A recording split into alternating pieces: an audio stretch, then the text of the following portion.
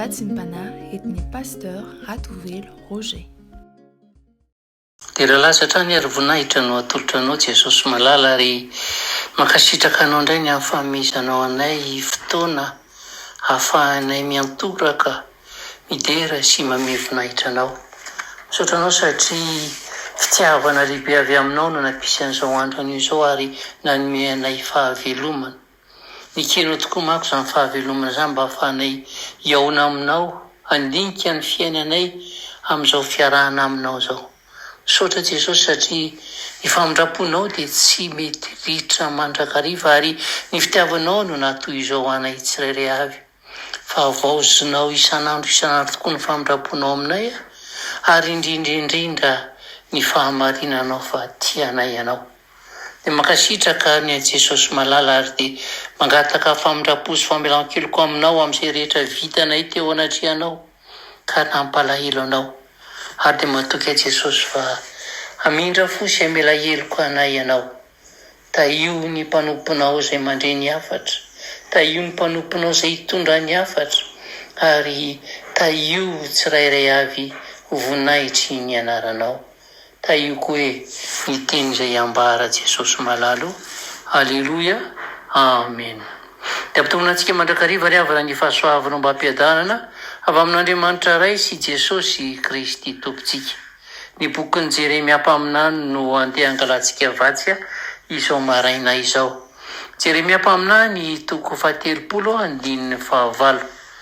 Jeremia toko 7:9 ny fivaky ny teny amin'ny anaran'i Jesosy fa amin'izany andro izany hoy Jehovah tompony maro, dia hotapahako ny ziokany ho afaka amin'ny vozonao sy hotosako ny fatoranao ary ny firenena hafa tsy hampanompo anao intsony. Amen. Teny fampanantenana nomeny Jehovah Andriamanitra ny zanak'Israely izany ry havana. Fon'izy ireo tany amin'ny fahababoana mba hampahafantarany azy fa ho olona ho afaka izy ireo ka hiverina nompo sy hanazan'i Jehovah Andriamanitra. Mandalo sy miaina amin'ny fahababoana tahaka ireo zanak'Israely ihany koa isika olombelona ety amin'izao tontolo izao ety. Ary fahababoana maro isan-karazany no mihatra eo amin'ny fiainantsika tsirairay avy. Ary rehefa eo anatin'izay fahababoana izay rehefa ao anatin'izay fahaterena izay dia samy miezaka mitady mpamonjy, miezaka mitady olona nafaka ny tsirairay avy. Fa ny zava-mitranga tsy misy mamonjy n'ilay olona. Ohatra amin'izany ange maro ny olona izay ao amin'izao fotoana izao no babo ny trosa ny fiainany. Andriamanitra nefa dia miteny fa mpampisambotra ianao izy fa tsy mpisambotra dia miezaka ihany ilay olona iray mba hiala ao anatin'ilay trosa izay amatorany fahavalo azy, ary amin'izany dia ny devoly mihitsy no mitazona azy mba tsy ho tafavoaka. Ary dia tsy mety mandresy izy. Ohatra hafa indray, babo ny aretina ka miaina ao anatin'ny fanaintainana sy ny fangirifirina mandrakariva, ary na dia laniny avokoa aza ny fananana rehetra mba hitsabony ilay marary fa mainka atao mamikitra, tsy mety miala ilay aretina. Dia inona no mitranga? Babo ny aretina ny fiainan'ny olona maro. Ary ianao izay mandre izao afatra izao ary, inona no hababony fahavalo anao amin'izao fotoana izao? Ny marina mantsy ry havana dia ny ziogan'ilay mambabo anao mihitsy aloha no tsy maintsy ho tapahana, tsy maintsy esorina mba tsy hanakery aminao intsony. Izany hoe izay eo ianao vao afaka. Ary izay nge no mahatonga ny tompo ilaza ao amin'ny filazan'ny tsara nosoratany Marka hoe ary izao famantaran'izao no anarak'izay mino. Amoaka demonia amin'ny anarako izy, hiteny amin'ny fiteny izay tsy mbola hainy izy. Toa miresaka ny amin'ny fanahy ratsy izany, tsy maintsy miala eo amin'ny tontolo-piainantsika izany teny nomeny tompo izany ry havana. Fanahy ratsy tsy maintsy miala amin'ny tontolo ny tokantranonao ohatra. Fanahy ratsy tsy maintsy miala eo amin'ny fanomponao an'Andriamanitra. Izao famantaran'izao no anarak'izay mino. Toa milaza izany fa ilay herin'Andriamanitra ahafahana manabana potika ilay fanahy ratsy mihitsy no miara-miaina aminao, miara-miaina amintsika. Izany anefa dia ho an'izay mino ihany, mino an' Jesosy, mino an'Andriamanitra, ary mino ny fanahy masina. Raha mamaky ny Jaona toko 4:4 any isika, dia hoy izao dia ny tenin'Andriamanitra voarakitra hoe Andriamanitra dia fanahy, ary izay mivavaka aminy dia tsy maintsy mivavaka amin'ny fanahy sy fahamarinana. Voalohany indrindra izany ry havana, raha misy fanafahana marina tianao entin'ny fanahin'Andriamanitra eo amin'ny fiainanao, dia mila mino ny asan'ilay fanahy aloha ianao. I Paoly ry havana dia milaza mazava tsara tamin'ny mponina tao Roma hoe raha ny fanahy izay nanangana an' Jesosy tamin'ny maty no mitoetra ao anatinareo, dia toy ilazy izany teny izany hoe Jesosy ange maty fa ny fanahy no nanangana azy, ary io fanahy nanangana an' Jesosy io no mila inona, mila mitoetra ao anatinao. Ry hava malalo amin'ny tompo, nahoana tokoa moa no tsy hain'ny fanahy ilay nanangana an' Jesosy tamin'ny maty ny manandratra amin'ny fiainanao? Nahoana no tsy hain'ny fanahy ny hanapaka ny oziny? Nahoana no tsy hain'ny fanahy ny manafaka anao anaty ziogan'ny Satana izay mangeja anao? Ary izay no ilazana hoe mila mino ny asan'ny fanahy masina isika ry havana, mila mino ny herin'ny fanahy masina isika. Ataonao ahoana? Hoy ny Baiboly, ny fandroban'ny entany mahery raha tsy hafatotra ao aloha ilay mahery. Izany hoe matoa afaka mamatotra olona iray izao, dia manana tanjaka mihoatra lavitra be noho ny heriny aho mba ahafahako mamatotra azy. Ary rehefa avy mamatotra azy ilay mahery ianao izay vao afaka mandroba ny entany. Ary izay no ilazana amintsika hoe inoy aloha ny asan'ny fanahy masina ry havana, inoy fa izy iray mahery.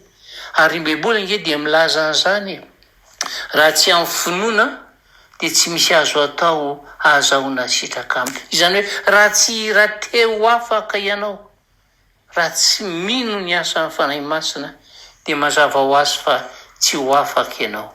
Averiko indray fa matoa misy olona iray afaka mitrosa, afaka amin'ny faharavam-piainana, afaka amin'ny korotana, afaka amin'ny famatorana isan-karazany, dia nino ny asan'ny fanahy masina izy izay.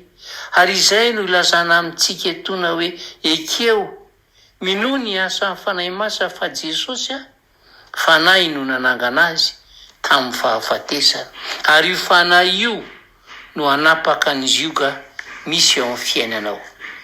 Ry hava malalo amin'ny tompo, inona re no karazan-javatra ilainao fanafahana? Aretina ve? Fantrana ve? Tsy fanananasa ve? Amin'ny saina tsy miankatra inona no heriny izany rehetra izany manoloana ny fahafatesana? Fahafatesana izay resin'ilay fanahy nanangana an' Jesosy. Mazava ho azy izany fa ilay fanahy masina manatanteraka ny asa no ilaiko, ary tsy hoe ilaiko fotsiny fa tena inoko ny heriny sy ny asany raha teo afaka marina izaho. Ary io tsy endriky ivelany ry havana fa asan'ny fanahy tanteraka. Ary ilainao ny mangataka an'izay fanahy izay isan'andro. Ary izay no ilazana amintsika hoe ny fanafahana dia manaiky ny herin'ny fanahy masina aloha aho. Mino ny fanahy masina aloha aho, fa rehefa manaiky ny herin'ny fanahy masina ianao, dia tsy maintsy manaiky ny herin'ny fanahy masina ny fahavalo izay mitady hanapotika anao. Satria ilay fahavalo izay mitady handroba ny entinao dia kely hery manoloana ilay fanahy masina izay ilonao fa lehibe. Ary dia tsy maintsy manaiky ny herin'ny fanahin'Andriamanitra ilay fahavalo mitady ifehanao, ary dia ho tapaka ny zioga izay mangeja anao. Ary dia teny aminao ny tompo hoe aza matahotra azy aza mivadi-po hoe fa indro ho vonjeko avy lavitra ianao. Amen. Ivavakitsika tompoko. Ry Andriamanitra, ray zanaka ary fanahy masina, misaotra betsaka ny amin'izany torolalana nomenao anay izany, fa mazana tokoa izay to mikikika tady famonjena, fa tsy mino akory lay asa-panavotany, tsy mino lay hery izay anananao. Ary izany no afatrao androany, mila ny herinao izay Jesosy mila finoana ny finoena ny herin'ny fahasoavanao izay, ny herin'ny fanahinao masina tompo malalo. mametraka ny tsirairay eo ampelantananao ary mametraka an'izany mba hanehoanao ny fahamasinanao ka horakofo anao ilay fandray mba hahafahany tsirairay mino fa avy aminao natanteraka ny zavatra rehetra ka raha makivaky ny tontolo androandroany tsirairay dia aneho Jesosy fa ny fanahinao ilay nanangana an' Jesosy tamin'ny maty no hitoetra ao anatiny ary ampahery azy hitay azy hanampy azy hanala an'ilay zioga izay to mame azy isan'andro dia misaotra anao a Jesosy mankasitraka tompo malalao ary dia mametraka ny tsirairay avy eo ambany elatry ny fahamasinanao ka nambarinanao ny teninao foana nitsodranao masina ilay manao hoe tsy efa nandidy anao va mandehana amin'izao herinao zao fa zaho ombanao tako ny mbako Mosesy tsisy ajanonanao amin'izay rehetra lalaka alehanao maherezy matanja fa zaho ombanao mandrakariva atolotrainao ndera sy ny ajaran'ny voninahitra Jesosy ary ny fitahina sy ny fahatsarana omeo anay tsirairay aby ho voninahitry ny anaranao. Aleloia, amen. Dia mirary soa antsika mianakavy ry havana samy tahiny tompo daholy, amen.